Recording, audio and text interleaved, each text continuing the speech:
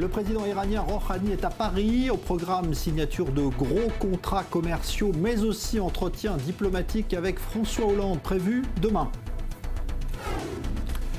La journée internationale de commémoration de l'Holocauste, Israël publie aujourd'hui un document inédit, la demande de grâce présidentielle du criminel de guerre nazi Adolf Eichmann juste avant son exécution.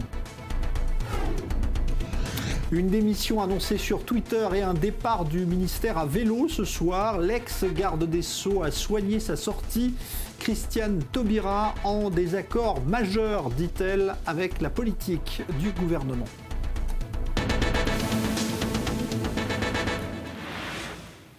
Bonsoir, c'est donc après l'Italie au tour de la France d'accueillir depuis ce soir le président iranien Hassan Rouhani. Une visite qui s'annonce également placée sous le sceau de la reprise des relations commerciales avec plusieurs contrats qui devraient être signés. Mais l'aspect diplomatique des relations entre Paris et Téhéran sera également bien présent. Alice de Comarmont. Une visite très économique sur fond de polémique. Hassan Rouhani poursuit dans la capitale française son rapprochement avec les puissances européennes. Un séjour qui devrait donner lieu à la signature d'importants contrats commerciaux. Il a rencontré dès son arrivée le chef des patrons français Pierre Gattaz. Un accord entre PSA, Peugeot, Citroën et l'Iranien Khodro sera signé ce jeudi, ce qui marque le retour très attendu du constructeur automobile français dans la République islamique. PSA avait quitté l'Iran en 2012, un coup dur alors que le pays était à l'époque son deuxième débouché en volume après la France. Téhéran a entre autres annoncé un vaste accord avec l'avionneur européen Airbus qui porterait sur 114 appareils. Marché qui aiguise donc les appétits des industriels mais qui ferait presque oublier les droits de l'homme. Les leaders de 7 syndicats français ont interpellé aujourd'hui François Hollande sur la situation inquiétante de plusieurs syndicalistes iraniens et demandé d'agir pour leur remise en liberté. Une visite aussi vivement critiquée par Israël. Le président du Parlement a dénoncé l'hypocrisie du président français en recevant le président iranien lors de la journée internationale à la mémoire des victimes de l'Holocauste. Et on reviendra sur cette visite et les questions qu'elle suscite en France avec deux analystes et un invité tout à l'heure donc en studio. C'est aujourd'hui la journée internationale de l'Holocauste, des cérémonies officielles à l'ONU, vous l'avez vécu en direct sur notre antenne. Et puis Israël qui choisit également cette journée pour divulguer un document encore inédit. On va y revenir dans un instant. Mais écoutez, tout d'abord, pour mieux comprendre de quoi il s'agit, un extrait de l'entretien accordé par celui qui fut le gardien de prison d'Adolf Eichmann en Israël au début des années 60, juste avant son exécution. Il s'appelle Armand Loutzki et il était l'invité de Valérie Pérez, aujourd'hui sur notre antenne dans Société. La façon dont il était gardé, il a été dans une chambre avec des barreaux. Il y avait un policier devant lui qui pouvait le toucher. Entre le policier, il le regardait avec ses yeux pendant 4 heures. Comme ça, il allait avec lui. Après, il y avait un autre policier qui était derrière les barreaux qui regardait le policier. C'est pas la peine de revoir Eichmann. S'il voit le policier regarder Eichmann, c'est moi je vois le policier. Et sur lui, il y avait un officier qui était assis sur une chaise plus haut et qui voyait les trois. À côté de lui, il y avait un chauffeur avec une ambulance. En cas où il a une crise cardiaque, on pouvait le transporter à l'hôpital. En urgence. En urgence. Ce qui fait qu'il y avait tout un système. Pour sortir maintenant, il devait sortir pour prendre un peu d'air. On le sortait du cachot. Mais c'était la journée, c'était les heures les plus terribles pour nous parce qu'on devait faire la garde de tous les sens, de toutes les routes, les hélicoptères et tout. Il fallait garder ce monsieur vif. Il n'avait aucun moment d'intimité, je ne sais pas, une douche Une douche, bien sûr, mais on voyait tout. Toilettes, douche, tout, on voyait tout. Aucun moment d'intimité. Il n'y a pas d'intimité. Alors, lui a gardé Eichmann, mais Eichmann, justement, eh bien, c'est aujourd'hui qu'Israël révèle pour la première fois l'existence d'une lettre envoyée par le criminel de guerre nazi qui avait été condamné à mort et qui réclame dans ce document une grâce présidentielle. Daniel Haïk, bonsoir. Bonsoir. C'est un document assez inédit, en tout cas inconnu jusqu'à ce jour. Oui, c'est un document qui a été rendu public aujourd'hui à l'occasion d'un colloque qui a été organisé par la présidence de l'État, justement dans le cadre des commémorations de la Journée internationale de la Shoah. Qui nous ramène 55 ans en arrière lors du procès d'Adolf Eichmann. C'est une demande de grâce adressée au second président de l'État d'Israël, le président Yitzhak Ben-Zvi, par Adolf Eichmann et écrite de sa main.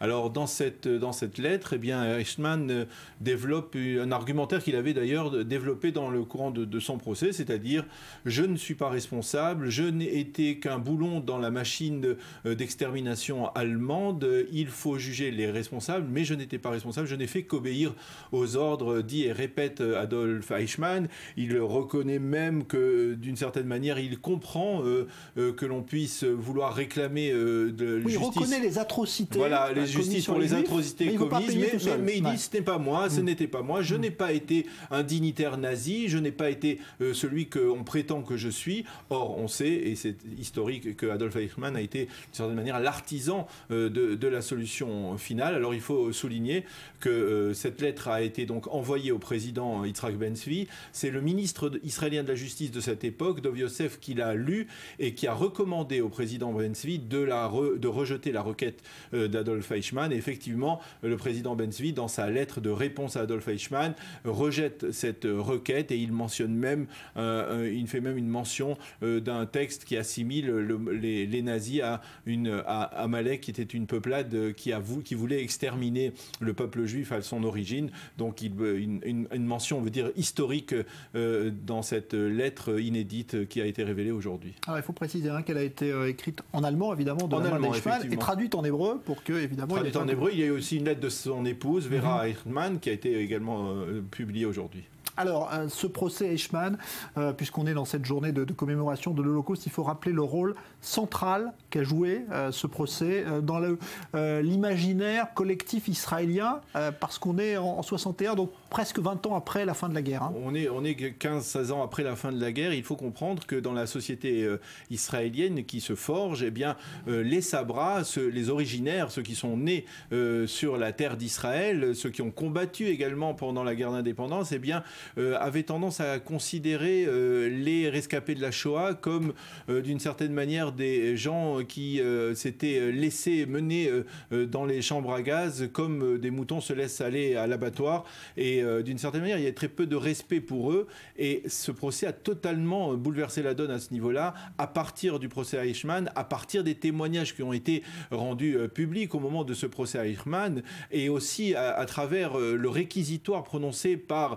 Gidon Hausner, le procureur général d'Israël, qui a prononcé une phrase célèbre en disant « Ce n'est pas moi tout seul qui me présente ici pour aller contre vous et pour prononcer un réquisitoire contre vous, mais c'est 6 millions de Juifs. » Et donc, quelque part, ce procès a marqué un tournant dans la perception de la Shoah. Et à partir de ce procès, c'est-à-dire à partir du début des années 60, eh bien, les Israéliens de souche considèrent les rescapés de la Shoah comme des héros, et d'une certaine manière toute l'approche envers la Shoah, toute l'approche envers même l'étude de la Shoah à travers le mémorial de Yad Vashem est transformée, et à partir de là on va commencer à prendre sérieusement tirer les leçons de la Shoah et apprendre dans les établissements scolaires israéliens, en particulier dans les universités, l'étude de la Shoah. Merci Daniel Haïk. On reviendra dans la deuxième partie de ce journal sur cette journée avec une série de reportages réalisés à cette occasion. Une nouvelle attaque au couteau a été déjouée aujourd'hui au point de passage de Kalandia près de Ramallah. C'est un Palestinien qui avait sorti un couteau devant des soldats qui a pu être maîtrisé et interpellé. Par ailleurs, la deuxième victime de l'attentat de Beth Horon avant-hier soir a pu, elle, quitter l'hôpital de Jérusalem. Aujourd'hui, elle avait été blessée dans l'attaque au couteau qui a coûté la vie à une autre habitante de cette localité. Israël et les menaces sécuritaires auxquelles le pays aura à faire face cette année. C'est le chef d'état-major de Tsahal qui a dressé lui-même la carte de ces menaces. L'État islamique en fait évidemment partie. Et puis il y a bien sûr les ennemis habituels. Mathias Inbar. 3 fronts et 3 sources de tension pour Israël. Le chef d'état-major de l'armée israélienne, Gadi Eisenkot, dresse les prévisions sécuritaires pour 2016. Première menace pour Israël, le front nord. Le Hezbollah soutenu par l'Iran resterait pour Tsahal la principale menace. Et même si selon Eisenkot, le mouvement chiite ne devrait pas profiter de la manne financière garantie après la levée des sanctions contre Téhéran, un simple incident sécuritaire pourrait entraîner une guerre globale. En cas de conflit, on assisterait pour l'armée israélienne à un scénario catastrophe. Destruction d'avions de chasse israéliens, fermeture de l'aéroport international Ben Gurion, village israélien à la frontière libanaise conquis et soldats israéliens capturés.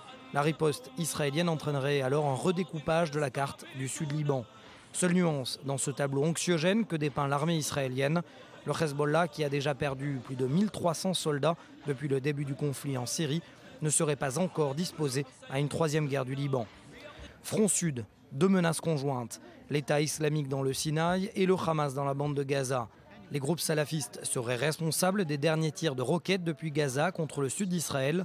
Le Hamas, lui, se serait déjà réarmé après l'opération Bordure Protectrice et continuerait toujours de creuser des tunnels offensifs vers le territoire israélien.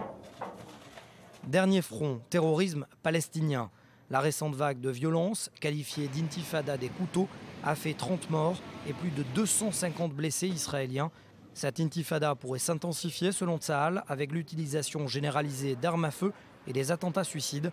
L'état-major appelle toutefois à prendre des mesures pour alléger la vie économique des Palestiniens, ce qui permettrait de calmer la situation sur le terrain.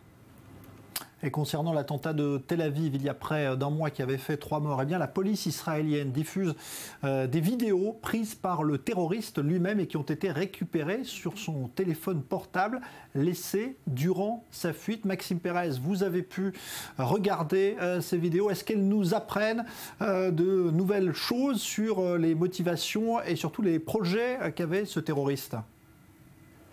C'est donc l'esprit de Daesh qui a inspiré le terroriste de Tel Aviv, Nashat Melchem. Une évidence pour les experts, mais il aura fallu attendre le verdict du Shabak pour en être certain.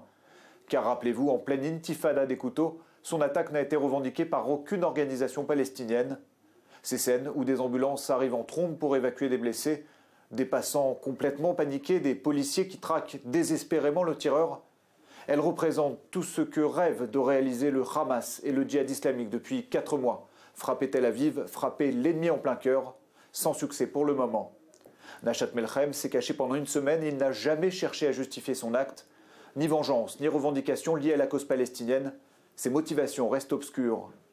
Et c'est son téléphone qui va parler pour lui. Il a été retrouvé par les enquêteurs au nord de Tel Aviv, sur les lieux de son 2e crime, là où Melchem avait froidement assassiné un chauffeur de taxi avant de fuir à nouveau. En mode selfie, le terroriste y a enregistré plusieurs vidéos, tantôt en train d'écumer une bouteille de bière en vantant les plaisirs du hashish, tantôt affalé sur son lit sous l'effet du joint, où il improvise des prêches désordonnées en évoquant Obama, Allah, Jésus, les croisés et la nécessité de se convertir à l'islam ou de mourir. Et puis dans une autre vidéo où la folie meurtrière se lit déjà dans son regard, il finit par menacer les juifs et brandit les balles qui allaient bientôt servir à tuer des innocents dans ce bar, rue Dizengoff à Tel Aviv. Que nous apprend cet homme à travers ces mises en scène franchement grotesques? Que Daesh attire les fous, les faibles d'esprit, les losers. Et finalement qu'Israël est autant concerné par ce terrorisme endogène que par les risques d'attentats palestiniens. Il s'agit d'une autre menace intérieure, avant même celle que peut représenter ou pas l'État islamique à la frontière sud du plateau du Golan ou dans la péninsule du Sinaï et à Gaza.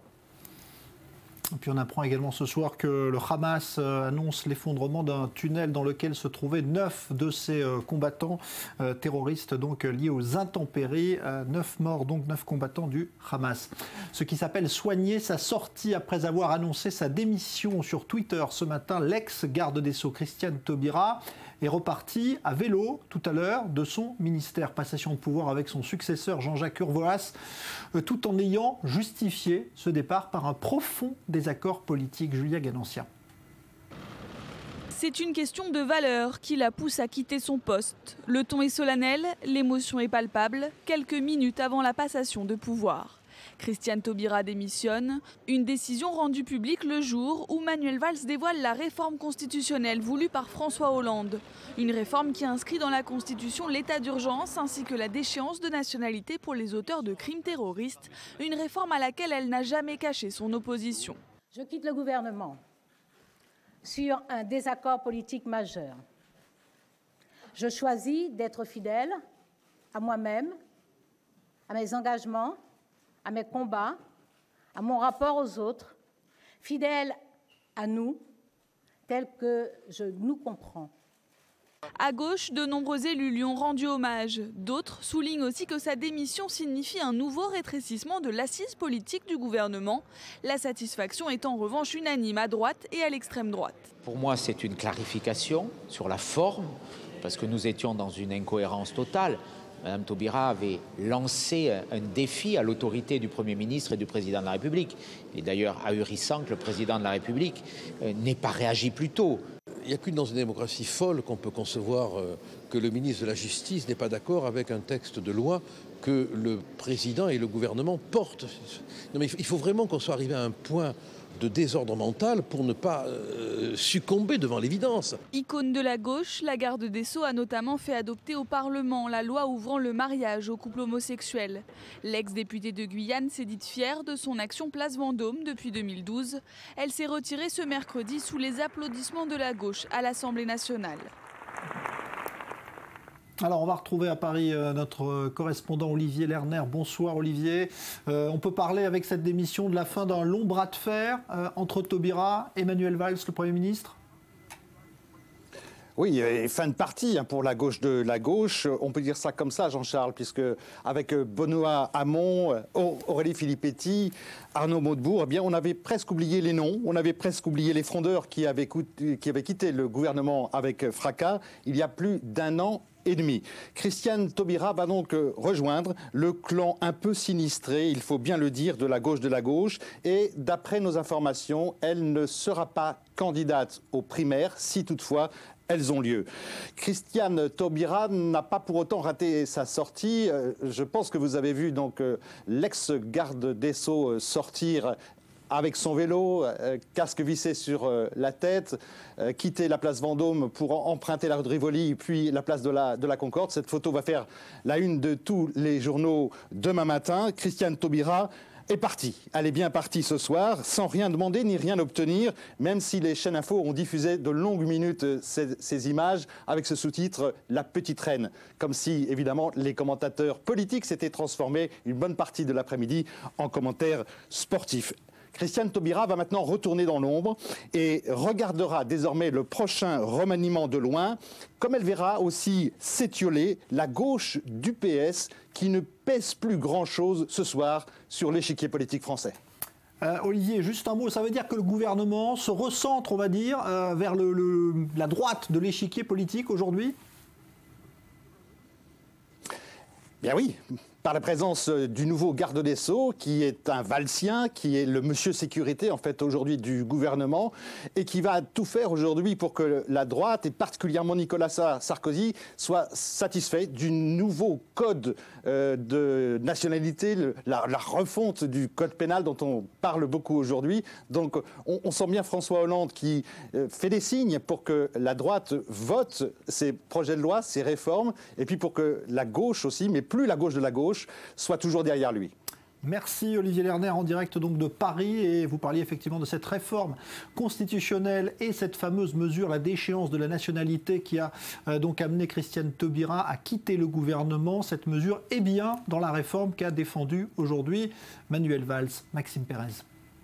C'est sans Christiane Taubira, mais avec son successeur Jean-Jacques Urvoas, que la commission des lois s'est réunie.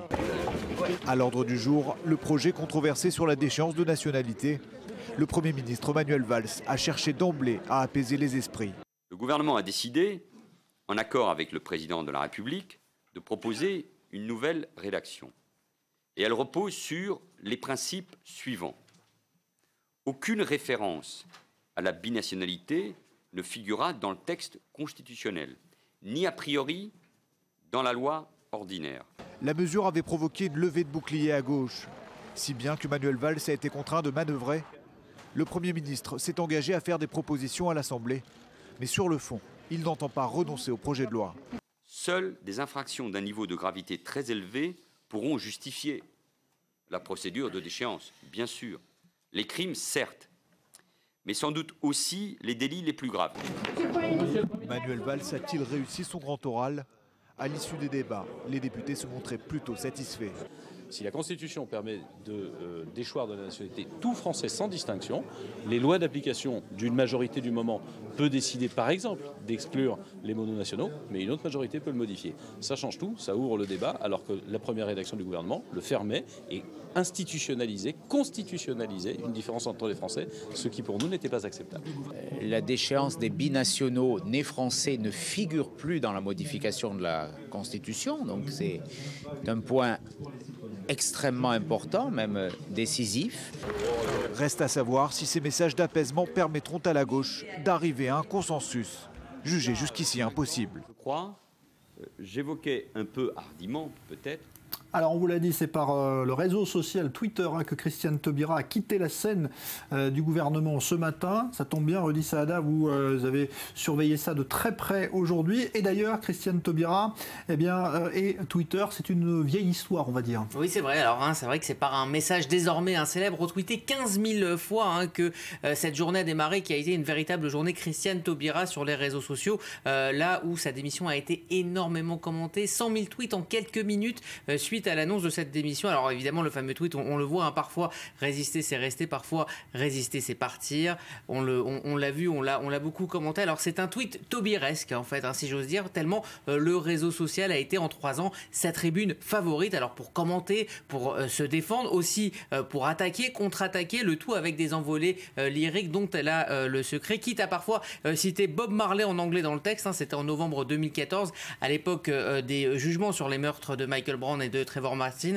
Elle avait cité cette phrase « Kill them before they grow », tuez-les avant qu'ils ne grandissent. Alors ce goût pour Twitter ne semble pas se calmer ces dernières heures, car après ce fameux tweet dit de démission, une dizaine d'autres ont suivi dans la journée. Le dernier, c'est un tweet de bienvenue adressé à son successeur. Alors, elle a tweeté, on l'a dit évidemment très tôt ce matin, mais il y a eu à la suite de ce tweet, énormément de réactions politiques, toujours sur Twitter. Ouais, du côté politique, ça se compte par dizaines. Alors pour résumer, à droite, c'est le soulagement, et à gauche, l'heure est à l'hommage pour cette ministre qui aura finalement été fidèle à ses idées en démissionnant. Hommage du socialiste Benoît Hamon, qui dit tout son respect pour son action et aussi pour ses convictions. Autre hommage, alors celui-là plus surprenant, l'ex-première dame Valérie Trierweiler, qui rappelle justement son rôle dans l'adoption du mariage pour tous. Alors à droite, évidemment, l'atmosphère, je vous l'ai dit, est au soulagement, voire au tacle, voire même à l'ironie pour Michael Pilater, qui est un jeune attaché parlementaire, les Républicains à l'étranger. Cette démission de Christiane Taubira, c'est la seule bonne nouvelle de 3 ans de gouvernance par la gauche. Mais finalement, la vraie analyse de cette démission, ce sont les internautes qui le font, en particulier Carlos, pour qui la gauche perd son charme et devient une petite droite triste. Alors pour Tania, avec le départ de Christiane Taubira, l'embrayage de la voiture de Manuel Valls devient officiellement l'élément le plus à gauche du gouvernement. Et puis pour Darjeeling, la droite perd son bouc émissaire, la gauche perd tout court. Alors il y a une effervescence également à droite de la droite, avec cette initiative notamment de la Manif pour tous. Oui, c'est ce qu'on appelle un événement Facebook qui pour l'instant a quand même 5000 participants, ce qui n'est pas rien. Le pot de départ de Christiane Taubira, organisé dimanche à 11h, place Vendôme, devant le ministère de la Justice. Alors on le sait, on sait l'animosité qu'a ce mouvement envers l'ancienne garde des Sceaux, et ça se confirme. Cela dit, une voix décidente se fait entendre, celle de Brigitte Bardot. On s'en souvient, l'une des personnalités de ce mouvement anti-mariage gay. Elle salue une femme de conviction et elle lui conseille d'aller en bout pour 2017. Alors je vous parlais d'euphorie aussi à l'extrême droite, avec cette initiative assez douteuse du journal Minute, pour fêter le départ, qui propose 50% de réduction sur ses abonnements avec le code promo Bonne Nouvelle. Voilà, c'est très bon goût, mais on n'entendait pas moins de la part du journal Minute. Merci Rudy Saada. Mauvaise journée décidément pour le gouvernement, qui doit annoncer ce soir de mauvais chiffres du chômage. Il est reparti à la hausse en France au mois de décembre. Nombre record de demandeurs d'emploi pour finir l'année, plus de 3 490 000. Le conflit des chauffeurs de taxi lui va se poursuivre également. De nouveaux blocages sont d'ailleurs signalés ce soir à Paris. Dans le même temps, la société Uber a été condamnée à indemniser une organisation de taxi en raison du préjudice qu'elle cause à ses chauffeurs. Lise Barenbaum. 1 1,2 million d'euros. C'est la somme que la société Uber France est condamnée à payer à l'Union nationale des taxis. Une décision liée au support de communication de Uber qui entretiennent une ambiguïté quant à la pratique du maraudage utilisé exclusivement par les taxis. La possibilité de stationner sur la voie publique en attente d'un client sans réservation préalable. Une condamnation qui arrive au 2e jour de mobilisation des taxis. Après un mardi noir, la circulation est toujours bloquée à la Porte Maillot et devant le ministère de l'économie à Bercy. Et plusieurs conducteurs ont passé la nuit sur place. Leurs exigences sont claires, la fin des voitures de tourisme avec chauffeur, incarnées par les chauffeurs de l'application mobile Uber. Aujourd'hui, la revendication, c'est l'éradication du VTC ou bien l'indemnisation de tous les chauffeurs de taxi. Malgré la nomination d'un médiateur par Matignon, des milliers de taxis continuent à bloquer les grandes villes. Le député socialiste Laurent Grand-Guillaume, membre de la commission des finances, devra organiser une concertation entre taxis et VTC. Hier, Manuel Valls a reçu des représentants d'organisations de taxis. Le Premier ministre a annoncé le renforcement des contrôles contre les pratiques illégales de certains VTC et dénoncé les violences commises par certains grévistes. Les manifestations ont déjà engendré plusieurs incidents. Le bilan, 24 interpellations et un blessé en Île-de-France. Les taxis réclament pour la énième fois une compensation à la baisse d'activité et à la chute des prix des licences. Le résultat d'une concurrence qu'ils jugent déloyale de la part des VTC qui ne respecteraient pas la loi Thévenoud votée en 2014. Pour le porte-parole de la CGT Taxi, le gouvernement ne laisse pas d'autre choix à sa profession. Les chauffeurs et la profession n'ont pas d'autre choix que de se maintenir et de montrer leur détermination en prolongeant cette grève, tout simplement. Plusieurs dizaines de taxis continuent à bloquer les accès des aéroports de Roissy et Orly aujourd'hui. On va marquer une pause et se retrouver dans un instant. On reviendra sur la venue du président Rouhani à Paris aujourd'hui, suite de la visite officielle du président iranien.